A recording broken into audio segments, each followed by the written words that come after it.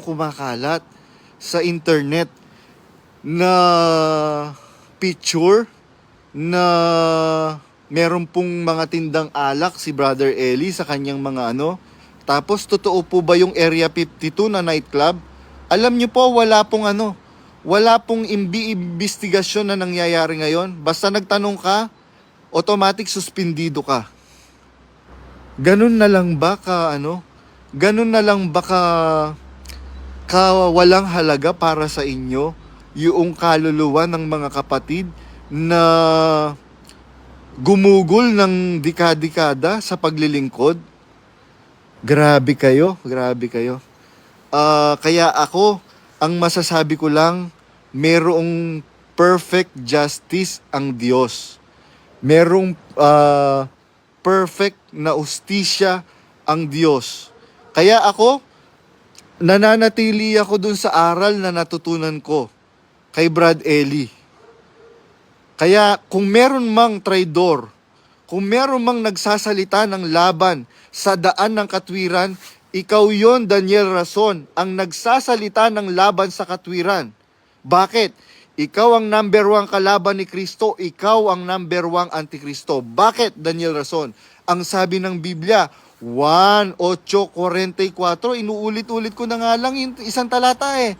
Sa 1:8:44 pa lang, Daniel Rason, ano ka na, bagsak ka na eh. Sabi ng Biblia, kayo'y sa inyong amang diablo. Bakit? Sapagkat ang nais ng inyong ama ang ibig ninyong gawin. Siya'y isang mamamatay tao buhat pa ng una. Character assassination ang ginagawa mo, Daniel Rason, which is a form of killing and a worst form of killing, worser than physical killing. Yun ang ginagawa mo ngayon, Daniel Rason. Tapos kunwari, pabiktim ka pagka nagsasalita ka sa mga pagkakatipon. No, ang mga kapatid ngayon, lalo na yung mga kapatid na dinatnan ng pangangaral personal ng kapatid na Eli, hindi mo mabe-brainwash yan. Tandaan mo, hindi mo mabe-brainwash yan. Kaya kung meron ka na alam tungkol sa akin na ipanlalaban mo, I dare you. Wala kang alam. Dahil wala naman talaga, sino bang hindi nagkakasala? Natural, meron kang ipupukol sa akin. Pero mas matindi sinasabi mo, di ipukol mo. Knowing you, biruin mo, ipapaban mo yung ipapaboycott mo yung Sofitel. Anong ginawang masama sa ini Sofitel?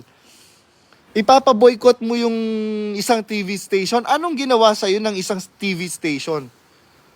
Kaya ako ngayon, ang concern ko ngayon yung mga kapatid na kagaya nun, nagtanong lang ng totoo po ba yung picture sa na kumaka. Hindi do. Nawala yung internet connection. Good thing meron akong 3G, ay 4G. Ganun kalupit yung ngayon, yung pamunuan ngayon. Tapos dumadaing na yung mga kapatid dahil monthly merong concert sa Araneta. Weekly merong concert sa merong concert sa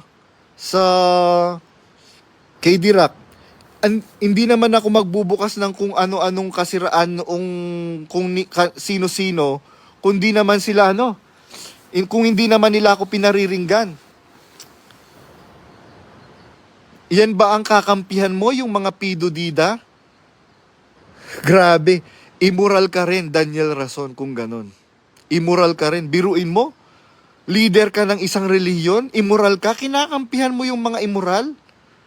Nasaan ang hustisya? Kaya, naku, Daniel Rason, nakakahiya ka lang, biruin mo. Brad J.R. Badong, talaga bang may alak na binebenta ang pamunuan ng MCGI?